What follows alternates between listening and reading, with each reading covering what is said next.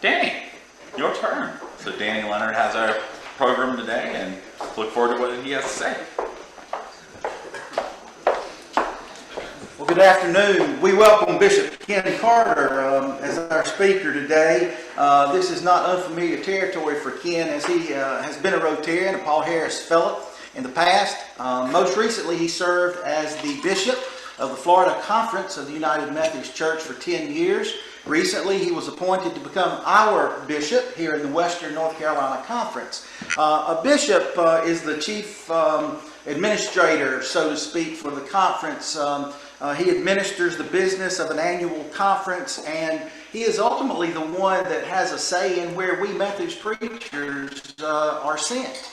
An important role for we clergy. It was a homecoming in part for Ken because he served for 29 years within the bounds of Western North Carolina Conference as a local church pastor. He started in Yadkinville with 4 churches. They thought highly of him as a young minister, and then through these years he served in Winston-Salem, Greensboro, and Charlotte. Ken has also served as the president of the Council of Bishops. That's a gathering of all of the United Methodist bishops in the world, and he convened that group, so he has the respect of Methodists around this world. Ken has written 18 books. He's an avid baseball fan. His blood runs blue. He likes fresh ground coffee.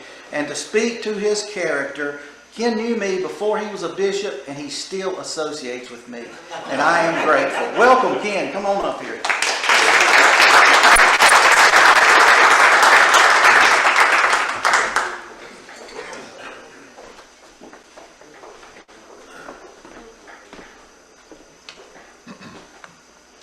Well, good afternoon, everyone.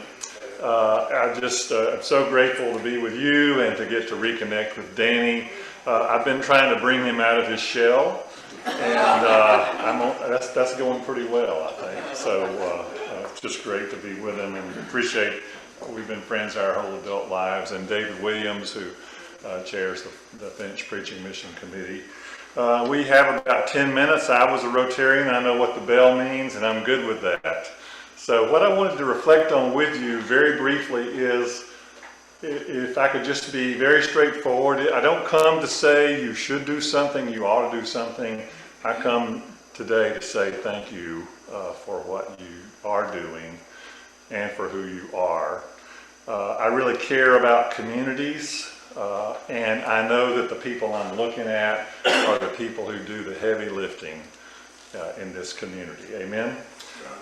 And the people who are in this room are the people who spend almost all their waking minutes trying to make the community and the city they live in and love a better place. And I'm grateful for that. And so I wanted to just allude, I won't read it, but to allude to a story you may know. It's a story Jesus told, probably one of the 2 stories he told that we know the best. And it's the story about the Good Samaritan. Now, interestingly, even though we are a very secular culture in many respects, the Good Samaritan story pervades many people's thinking. Some states have Good Samaritan laws that are based on this parable. And in the parable, a man goes from Jerusalem down to Jericho. Some of you may have been to Israel and Palestine. That is a downhill slope. Is beaten by robbers, left on the side of the road. A priest and a Levite come by, observe, and pass by on the other side. And then a Samaritan comes and stops. Now, just a little background. Israel was one united kingdom, nation. It divided into the north and the south. The northern kingdom was overtaken by the Assyrians 722 years before Jesus lived. The Assyrians conquered the northern half of Israel. Later, the Babylonians would conquer the southern half. In the north, the Assyrians were in control. Some of the Israelites fled, but some stayed there. And some Israelites stayed and intermarried with the Assyrians. They intermarried with the enemies to their nation's people and their history, and the name of that group became the Samaritans. So Jesus is telling a story where the Samaritan comes along. People would have known what they thought about Samaritans. A Samaritan comes along. What does a Samaritan do? Samaritan stops, picks up the person who's been beaten, takes him to an innkeeper, and says, take care of him. I'll be back in 3 days. Whatever it costs, I'll come back and I'll repay you. Now, Jesus told this whole story in response to one question.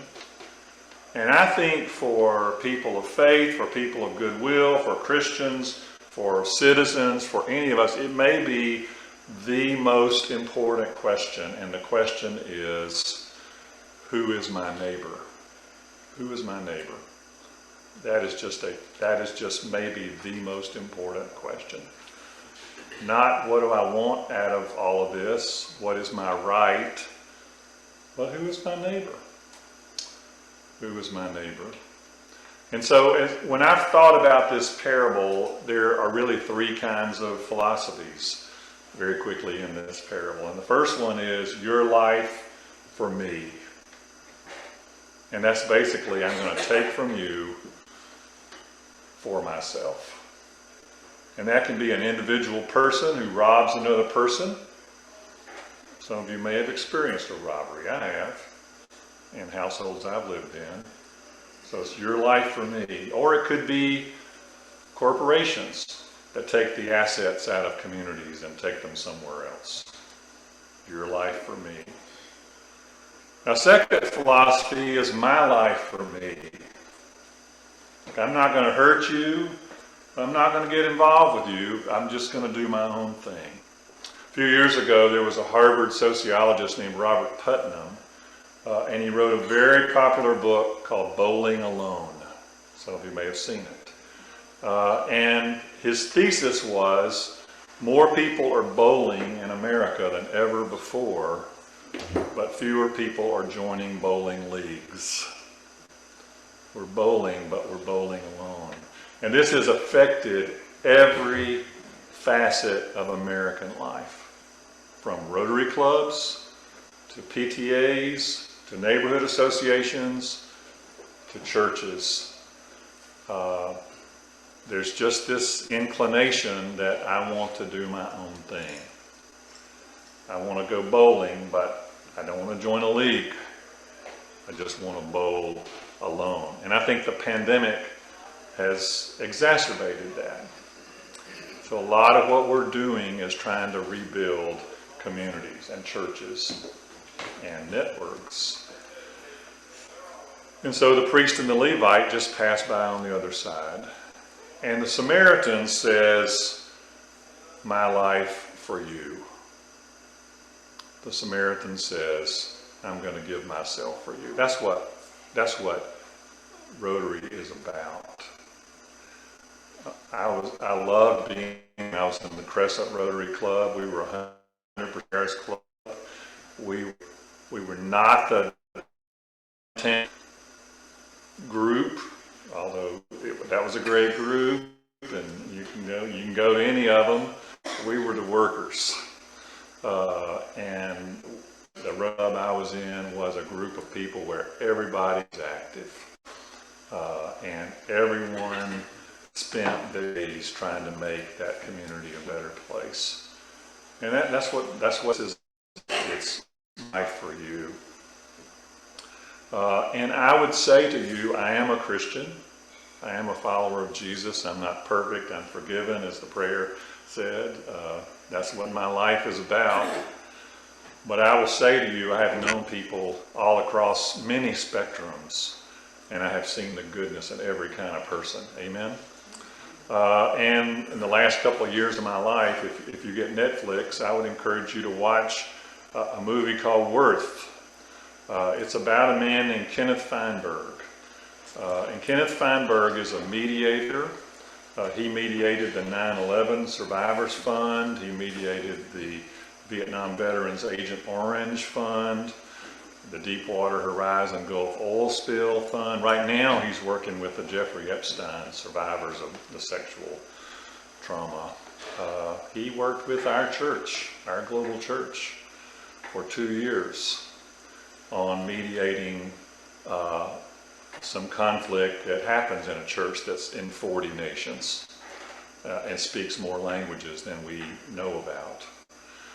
And when we met with him and asked him to work with us, he looked at us, he's a man of Jewish faith, and he said, I will work with you.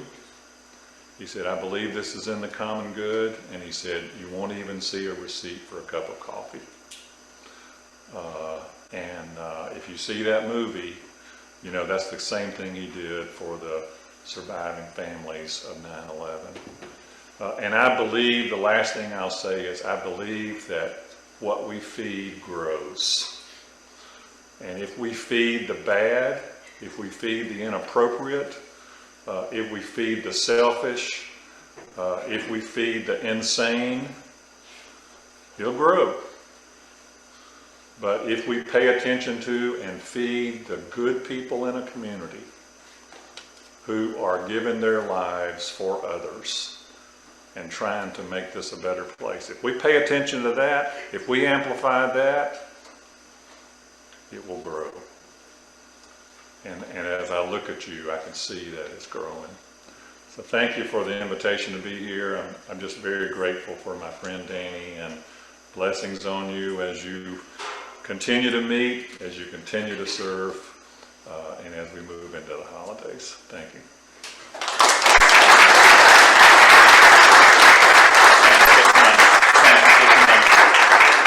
Kenneth, don't go far. Kenneth, don't go far.